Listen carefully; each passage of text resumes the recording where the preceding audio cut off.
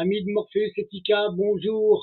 Bienvenue dans cette nouvelle émission, le puzzle de la vérité. Alors aujourd'hui, on va avoir un petit débat avec une dame que vous connaissez déjà, elle s'appelle Gladys. Bonjour Gladys. Bonjour Christophe, bonjour à Bon, tous. bon Gladys, tu es mon invité d'aujourd'hui parce que tu as des thèmes à développer. T'as- tu vas expliquer pourquoi tu fais ça, d'accord? Et parce que je pense que tu as une stratégie politicienne, d'accord?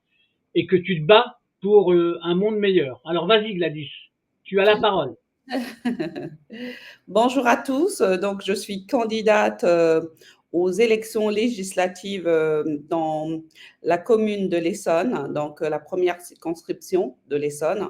Donc, je fais partie du parti politique Changement Citoyen. Donc, je suis là. Ma campagne est vraiment basée sur le peuple. C'est ça ma stratégie. Donc, je suis aux côtés du peuple. Donc, voilà, ça, c'est la stratégie. Et en fait, aujourd'hui, les points que j'aimerais aborder, c'est par rapport à tout ce qui est rattaché au placement d'enfants et tout ce que ça génère, ces placements d'enfants, notamment le chômage des parents. Derrière, on est bien conscient que les retraites, seront payées par nos enfants. Si on les détruit aujourd'hui, il est clair que les retraites ne vont pas être payées parce qu'en fait, les morts, comme je le disais dans des précédentes émissions, les morts, ça ne vote pas, ça ne paye pas d'impôts ni de taxes. Donc, du coup, la stratégie, c'est de mettre fin en fait à ce mécanisme judiciaire qui détruit la population actuellement sur les placements d'enfants. Donc, c'est des placements abusifs d'enfants. Et donc, du coup, D'accord. j'ai remarqué là-dedans, il y a beaucoup de manipulations. Les juges, préfets, procureurs, ils participent pleinement à cette destruction. Et donc, le but est de demander en fait à l'État la suppression des financements de ces institutions-là. Parce que ça ne peut pas continuer. Ça ne peut pas continuer. Donc, voilà ce que je voulais dire. D'accord. Bon, ben, je te laisse alors argumenter les choses que tu connais, que tu as étudiées pour dénoncer ces choses-là en fait. Voilà. Donc, Alors, étant moi-même victime déjà de ce système-là, en fait, quand un enfant est placé, le parent devient en fait dans le collimateur du système judiciaire. Le parent est menacé par les juges, par le procureur, par les préfets. Ils sont menacés d'être mis en hôpital psychiatrique ou en prison. Il y a quelques jours, là, il y a 3 jours, une maman va chercher le relevé de notes euh, le relevé d'absence à l'école de son fils de 8 ans. Et en sortant de là, ça c'est l'une des manipulations qui a eu lieu il y a quelques jours. Donc elle va chercher le relevé des absences de ses enfants, de l'un de ses enfants. Elle arrive, en sortant de là, elle trouve son fils de 8 ans sur la cour de l'école sans personne. Elle a bien fait, elle a attendu avec son enfant 45 minutes. Et derrière, elle s'est rendue compte que l'éducateur, ça, c'est les enfants qui étaient sous la responsabilité de l'ASE. Donc, du coup, qu'est-ce qu'elle fait? Elle attend avec son enfant. 45 minutes après, il n'y a pas d'éducateur, il n'y a rien du tout. Donc, qu'est-ce qu'elle fait? Elle prend son enfant, elle l'emmène chez elle, elle nourrit son enfant, elle fait quelques vidéos en disant que voilà, j'ai trouvé mon enfant sur la cour de l'école. Du coup, je le garde parce qu'en fait, il a été abandonné. Elle ne pouvait pas le laisser sur la cour de l'école, cet enfant bien qui était sûr, bien sous sûr. la responsabilité des institutions de l'État. Donc, elle l'a ramené. Le lendemain, vous savez ce qui s'est passé? 30 policiers arrivent chez elle, lui donnent des coups, la récupère l'enfant, prend ses effets, ordinateur, etc. Il la ramène. Elle a été placée en garde à vue. Alors, moi, quand j'ai analysé la situation, je me dis, vu que cette maman, elle manifeste régulièrement, elle a été mise sur le collimateur de la justice, donc de l'État, parce qu'en fait, faut savoir que toutes les personnes qui sont contre ce système-là finissent par devenir dangereux pour l'État. Et donc, qu'est-ce qu'ils font? Ils l'emmènent en garde à vue, qui renouvelle 2 fois, donc 24 heures. Et donc, du coup, ils l'ont maintenu sans raison. ils ont piégé, quand j'ai analysé, c'est que ça veut dire qu'ils ont piégé cette maman-là. Ils ont fait en sorte de laisser cet enfant-là sur la cour de l'école pour la piéger et puis derrière pour la mettre en garde à vue. Ouais, Ça, c'est une manipulation qu'ils font. c'est une manière de faire peur aux gens qui dénoncent. Alors, comme je sais de qui tu parles, depuis le temps qu'elle manifeste, qu'elle dénonce des choses, c'est une manière de nuire à sa réputation, en fait. Voilà. Et ce qui est étrange dans le placement de ces enfants, c'est qu'en fait, on a un pervers qui est dans le dossier, hein, le père des enfants, qui est incestueux. Il n'est pas condamné, il n'a jamais été mis en garde à vue, mais elle a été mise en garde à vue. Et derrière, lui, il a le droit de voir ses enfants et pas elle. Il a le droit de continuer à les violer. Et c'est là où je me dis, mais où va-t-on dans ce système? On a des lois qui sont bien mises en place en France, sauf que ne sont ni respectées, ni appliquées, ni applicables. Donc, du coup, en fait, les délinquants deviennent des victimes et les victimes deviennent pour eux des délinquants. C'est le mécanisme d'un pays qui est surnommé Pédoland. Voilà. Voilà. Du coup, déjà, ça c'est l'une des choses. Et donc, je ne comprends pas l'État, sous les yeux de l'État, l'État continue à financer ce genre d'éléments contre son peuple, parce que c'est ça, parce qu'en fait, c'est la population qui en pâtit là, face à cette histoire-là. On a beaucoup de parents qui sont victimes du système. On a des mamans qui ont peur de dénoncer ce qu'elles vivent. On a des mamans qui ne peuvent plus aller travailler parce qu'elles ont peur. Leurs enfants sont placés. Qu'est-ce qu'ils font? Les parents sont espionnés régulièrement et sont menacés régulièrement. C'est un mécanisme de la DIS. C'est un mécanisme de la DIS. Hein. C'est un mécanisme voulu. C'est fait exprès. Contre la population qui paye des impôts. Oui. Et ça, c'est pas normal. Le but, c'est déjà d'attaquer en priorité des mamans qui sont seules. D'accord? Pour eux, c'est déjà, c'est l'essentiel du placement abusif des enfants. Ça fait partie du mécanisme le plus facile pour eux de retirer les enfants. D'accord? Pourquoi? Parce qu'une maman qui est seule, ben, c'est bien plus difficile de se battre que quand elle est en couple. Hein, donc, et je vais même te dire une chose qui est importante. Quand le couple se sépare mais qui s'entend pour la garde des enfants, les services sociaux font tout pour détruire l'entente. Oui, et c'est pour ça que, en fait, quand j'ai analysé, parce que moi-même j'ai été dans cette situation-là, moi je me rappelle que je disais souvent aux juges, non, plus que je suis consultante, j'ai des moyens pour payer, financer tous les besoins de mes enfants, je n'ai pas besoin de pension alimentaire. Quand j'analyse, j'ai l'impression que la pension alimentaire qu'ils ont instaurée est là pour créer du conflit entre les parents, même si ils veulent se séparer dans des bonnes conditions. Ils ont mis ça en place pour justement détruire le mot même, le sens même de la famille. Oui, mais ça fait partie d'un mécanisme. C'est un outil pour pouvoir créer la tension entre le papa et la maman. Voilà. Et derrière, qu'est-ce qu'ils font? On a des rapports mensongers. Les parents sont menacés. Les parents sont piégés par ce mécanisme-là. On a des parents qui ne peuvent plus travailler, qui sont au chômage, qui vivent sur le RSA. Et derrière, ils sont encore, quand ils sont sous le RSA, derrière, on les génère en fait des dettes, des sommations à payer. Oui, je sais. Dès qu'on a un enfant placé, en fait, il y a un mécanisme de destruction, non seulement de l'enfant, et derrière du parent qui est mis en place par le système judiciaire et ses institutions. C'est pour lui permettre de ne pas pouvoir se défendre, c'est tout. Donc, où va-t-on? C'est ce que je demande aux politiques des fois, à chaque fois, mais où va-t-on avec ce système-là? Oui, mais tu sais, le monde politique, il se fout de ça. Regarde, il suffit de regarder, par exemple, la commission qui avait été créée par les députés pour parler du monde de l'enfance, d'accord? Et quand tu vois comment elle s'est passée, le nombre de députés qui étaient présents, t'as tout compris. Ils se foutent de la gueule du monde. Ils en ont rien à foutre du monde de l'enfance. Absolument rien.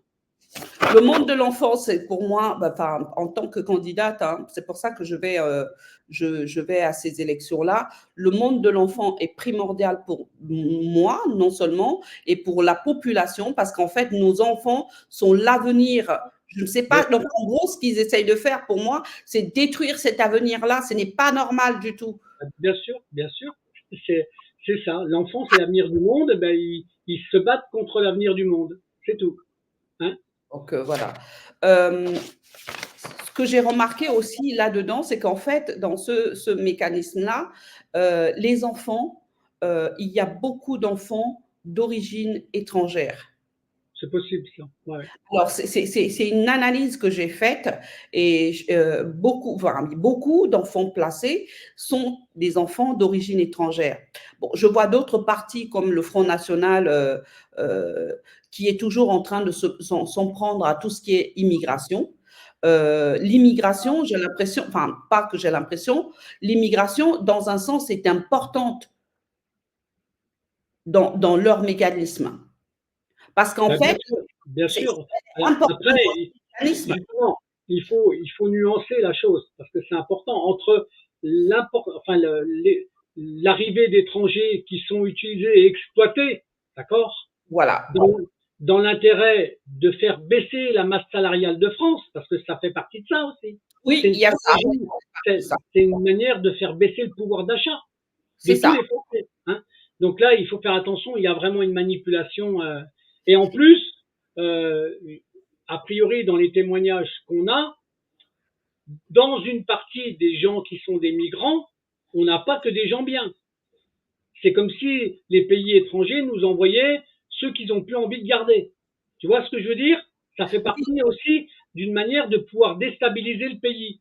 Voilà. Donc moi, je fais attention à ça parce que je pense qu'il y a une manipulation sur l'immigration. En fait. Il y a une manipulation sur l'immigration. Il y a des immigrants qui viennent qui ne sont pas bien, que d'autres pays ne veulent plus, certes. Ouais. Il y a l'immigration, en fait, ce sont des familles qui viennent dans un but de venir se faire piéger dans les institutions françaises. Il y a l'immigration qui viennent aussi également pour venir, enfin, il y a d'autres qui viennent parce Ouais. qu'en fait, ils ont besoin de travailler. Donc, du coup, bah, on en a besoin. On a besoin des éboueurs, on a besoin Bien de sûr, on a bien besoin sûr. en fait, des personnes qui s'occupent de nos anciens dans les maisons de retraite, etc. Et donc, du coup, en fait, il y a cette partie d'immigration sur le placement d'enfants. On remarque que dans les institutions françaises, donc notamment l'ASE, on a beaucoup d'enfants qui sont irréguliers dans Ouais. ces institutions. Les parents sont irréguliers. Et derrière, qu'est-ce qu'ils font? Les enfants ne vont pas à l'école. Ouais. Ils ne vont pas à l'école, les enfants sont transformés en objets sexuels, les enfants sont violés régulièrement. Moi, ce que je pense, en fait, dans cette optique-là, nous, politiques, enfin, maintenant que je fais dans la politique, c'est que nous, politiques, on devrait vraiment s'interroger là-dessus, se dire, qu'est-ce qui est important dans ce système immigratoire, qui est pas important. On ne peut pas garder dans nos institutions, à l'ASE, des enfants qui sont d'origine étrangère, qui n'ont rien à voir avec la population française. On doit prendre attache avec les ambassades et les consulats et se dire, voilà, les parents ont été défaillants ou maltraitants. Nous vous remercions de trouver une solution. Nous gardons vos enfants dans nos institutions. Donc, nous vous remercions comme un accord de trouver une solution afin de rapatrier les enfants, les parents dans vos pays respectifs. Ce serait une solution à mettre en place, en fait, en effet. Voilà. Et donc, derrière, qu'est-ce qui est mieux également de faire pour les ressortissants? Ça, ce sont des actions que moi, je pense mettre en place. Hein. Pour les parents, c'est vraiment de faire repartir les parents, confier aux institutions étrangères leurs ressortissants. Derrière, pour les parents français, par exemple, qui n'ont rien à voir avec le système immigratoire, c'est qu'en fait, mettre en place des contrôles réguliers sur les placements des enfants. Oui. Au bout de 6 mois, l'ASE et le parent et une institution tierce qu'il faudrait créer, une sorte de brigade qui peut être mis en place, qui va devoir être mis en place sur les placements abusifs. C'est que cette brigade-là, dès lors qu'il y a placement d'enfants, cette brigade-là doit être au courant et derrière doit voir les rapports. Les rapports ne doivent pas être cachés, les rapports de placement d'enfants ne doivent pas être cachés, doivent être mis à disposition des parents, de tout le monde, parce que là, il y a réellement un problème. Oui, mais alors, tu sais, là, ce qui me chagrine dans ce que tu dis, même si l'idée, elle est bonne, comment la brigade qui serait créée peut rester indépendante?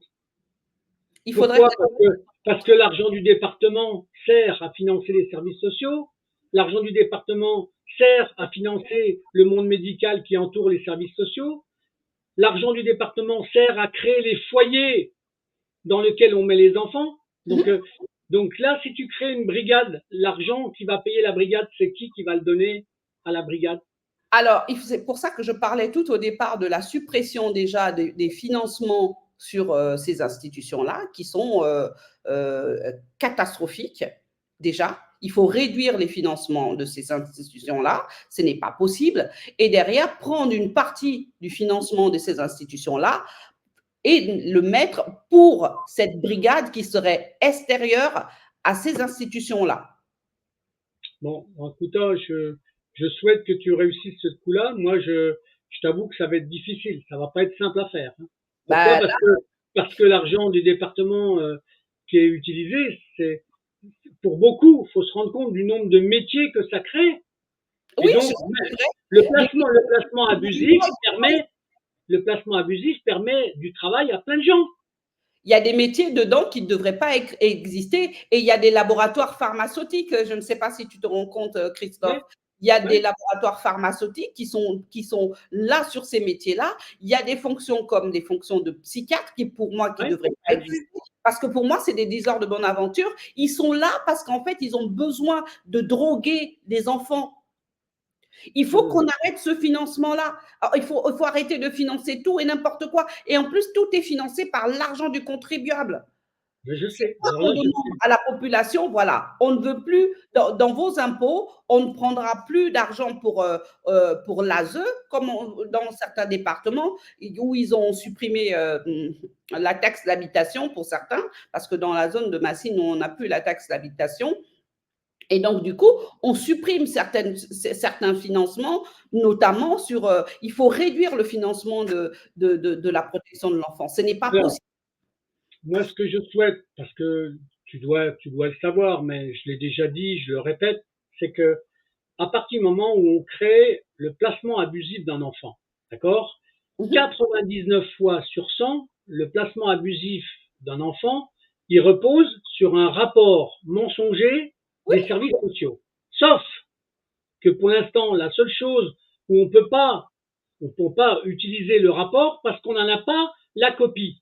c'est pour ça que je parlais tout à l'heure qu'il faudrait mettre les rapports à disposition, non Oui, seulement. mais Gladys, tu oublies une chose. Si on te met le rapport à disposition et que le juge qui a placé l'enfant a utilisé le rapport pour le placer, tu as une pièce qui pourrait prouver à chaque fois l'escroquerie à jugement. C'est pour ça qu'on ne donne pas le rapport. Oui, c'est ça. Les rapports, c'est ce que moi, j'ai tweeté ça dans l'un de mes Twitter. J'ai dit, voilà, les rapports doivent être mis à disposition des parents. Bien À la sûr. disposition des parents et à la disposition de cette brigade. Parce qu'en fait, si à l'ASE engage des associations qui n'ont rien à voir avec des institutions, ça veut dire qu'il pourrait avoir un budget qui pourrait financer cette brigade tierce Oui, qui bien n'aura rien sûr. à voir avec ça. Bien sûr. Non, non, mais je suis d'accord avec toi. C'est, Donc, du faut se coup, battre. derrière l'immobilier qui est mis, l'immobilier qui est mis en place devrait également euh, est financé également par ces institutions-là. Justement, l'immobilier, il vient pas enfin, l'immobilier qui est pour les enfants placés revient en fait d'une autre structure. On est Ben, bien. c'est l'argent du département qui finance les foyers. Ça veut dire que derrière, ils sont capables de financer une brigade. Ben, bien sûr. Non, non, mais après, je te dis, c'est regarder tous les conflits d'intérêts qu'il y a, quoi, entre les complicités qui se permettent de faire des choses parce que ça leur donne du travail. Ça, il faut bien comprendre ça, d'accord? Et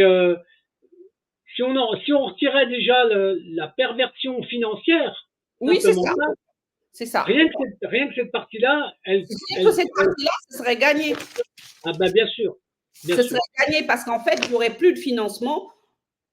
Christophe, je te rappelle que en fait, les enfants qui gardent nos enfants dans ces institutions-là, ce sont des jeunes adultes Mmh, qui n'ont même pas 30 ans, 40 ans, qui sortent de la mission locale. Ils passent mmh. quelques formations pour devenir éducateurs spécialisés, etc., assistantes sociales, etc., mais derrière, qui n'ont pas l'instinct maternel ni paternel sur un Ouais, enfant. Et derrière, quand ils ont ces enfants-là, ils violent ces enfants, ils les droguent. non, C'est mais je pour ça sais. que je dis l'intérêt des laboratoires. Encore, c'est en fait les intérêts des laboratoires pharmaceutiques de financer en fait ces médecins-là doit être, pour moi, si on supprime ces financements-là, je pense qu'il y aura beaucoup d'améliorations. Ben, je sais. En tout cas, c'est un combat qu'il faut continuer de faire parce que des dysfonctionnements, il y en a beaucoup, beaucoup, beaucoup, et surtout de la perversion parce que il y a dans l'intérêt financier de certaines personnes uniquement leur intérêt de travail. Ils en ont rien à foutre des enfants. Ça leur donne du travail, voilà. Et ça, c'est quelque chose qu'il faut corriger. Je préférerais que les gens aient du travail pour contrôler la bonne santé des enfants, Ça, justement, d'accord, on fait dans la... et éviter le placement abusif. Là, C'est ça. oui, là, ouais. Et au bout de, en fait, là où je voulais aussi en venir dans les propositions, il y a déjà la suppression des financements qu'il faudrait voir dans un premier temps. Derrière, la seconde chose, c'est vraiment dans les placements abusifs des enfants, c'est rendre aux étrangers leurs enfants, parce qu'en fait, ces étrangers-là sont irréguliers, dorment dans les rues, et en fait, il faudrait les rendre dans les pays d'où ils viennent. Ce n'est pas Ouais. normal qu'on puisse avoir des enfants irréguliers dans les institutions financés par l'argent du contribuable. Non, ce n'est plus possible. Alors là, il y a un travail d'ambassade qui est important, là. Voilà. Et en plus de ça, quand ils placent les enfants, ce que moi j'aimerais bien, c'est quand ils placent ces enfants-là abusivement, les États des pays d'où ces enfants-là viennent ne sont pas au courant. Je ne sais pas si Oui, tu t'es rendu compte de ça. Ils ne sont si, pas au si. courant. En fait, tout le Oui, mécanisme se fait que bah, ils prennent. On a Madame Bouetto, Esperanza, qui est irrégulière sur le territoire français, qui est droguée régulièrement. Ses enfants sont placés. Son ambassade ne connaît ni tenant ni aboutissant. Les rapports, ils ne les ont pas fournis. Aujourd'hui, cette oui, femme-là ne peut ni travailler, ni vivre normalement. oui. Elle est de nationalité angolaise, je crois, c'est Elle est ça? angolaise. La seule chose qu'ils savent faire, c'est de la nourrir au resto du cœur, l'héberger dans un endroit. C'est une personne irrégulière. Hein. Oui, d'accord. Donc là, il y a des lois qui sont enfreintes là. Elle est Mais irrégulière. l'ambassade, elle devrait intervenir, en fait.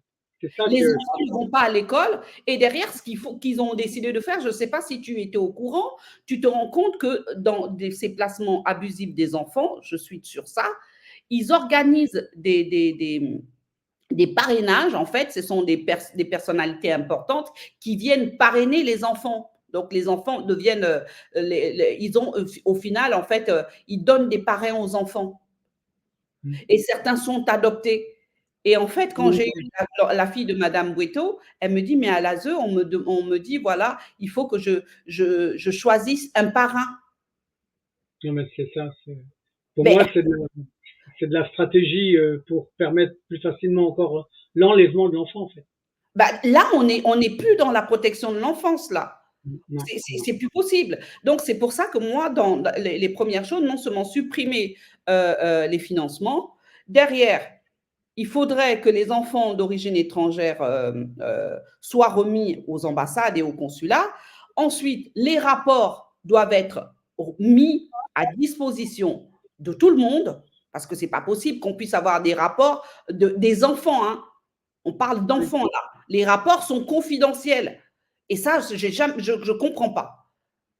oui, bien Les sûr. rapports doivent être mis à disposition. Et 6 mois après le placement des enfants, l'ASE et le parent, comme un accord, décident du retour des enfants au domicile du parent. On d'accord. n'est pas là pour garder et payer des institutions pour détruire des enfants. Bien sûr, bien sûr, bien sûr.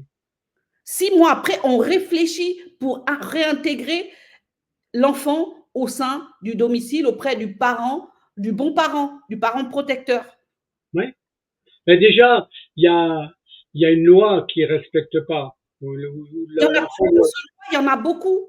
Il y en a Ouais, beaucoup. Je les ai étudiées hier, les lois en question. Il y en a beaucoup. C'est que l'article 375 du Code civil, c'est qu'on parle du et suivant, hein, parle du retour de l'enfant. Déjà, même au niveau des placements, on ne bien place sûr. pas un enfant comme ça. En fait, ça doit être réfléchi. C'est qu'on vérifie qu'il n'y ait pas un membre de la famille autour avant de décider le placement. Eux, aujourd'hui, ils placent même s'il y a un membre de la famille autour. On a Non, des non, mais dossiers après, il y a une chose.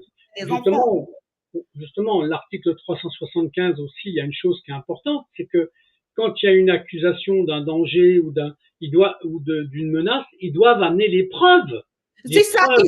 c'est ça. Il n'y a aucune preuve, il n'y a aucun élément matériel. C'est sur des dires et des écrits de faux rapports. Et ça, c'est plus possible. C'est pour ça que moi, ce que j'envisage mettre en place, c'est une brigade. Dès lors qu'il y a un signalement au niveau de la crypte, la brigade est au courant du début à la fin. C'est qu'en fait, le juge, les enfants, préfet, procureur doivent être impartials Non, mais ça, c'est. dans ce mécanisme-là. Ouais. Il faut quelque chose qui justement qui est une brigade de contrôle qui est importante, qui passe par-dessus l'avis des juges et ainsi de suite. Hein. C'est pour ça qu'on a la police des polices. On a les doyens des juges qui sont, par exemple, on a dans ces mêmes on a les doyens des juges qui réanalysent derrière. On a la police des polices qui est là pour regarder ce qu'ils ont à faire. Donc, on pourrait, parce que la brigade des mineurs aujourd'hui, elle fait rien, on pourrait avoir une brigade, une brigade des brigades qui est là pour pouvoir justement faire en sorte qu'on surveille ces points-là du début à la fin. Et une brigade qui est impartiale. Ce serait intéressant à mettre en place. Franchement, c'est. Mais,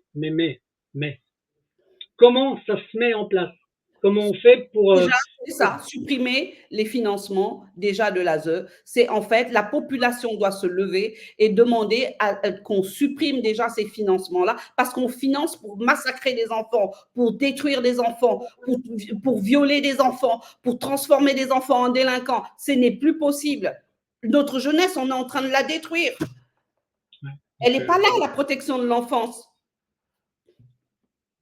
Ouais, non, mais en tout Et on se cas, parle de l'immigration, ils ont quelque chose à gagner sur cette partie immigration et les enfants placés, c'est toujours les enfants d'origine étrangère. À 90% des enfants placés, c'est toujours des enfants d'origine étrangère. là, j'ai pas le pourcentage, mais peut-être que tu dis, ouais, je sais pas. Je pensais qu'il y avait aussi beaucoup d'enfants français, mais de maman seule, en fait, de maman Alors, seule. il y a beaucoup d'enfants français de maman seule. En fait, c'est des enfants métissés. Hein. C'est toujours sur les couples mixtes.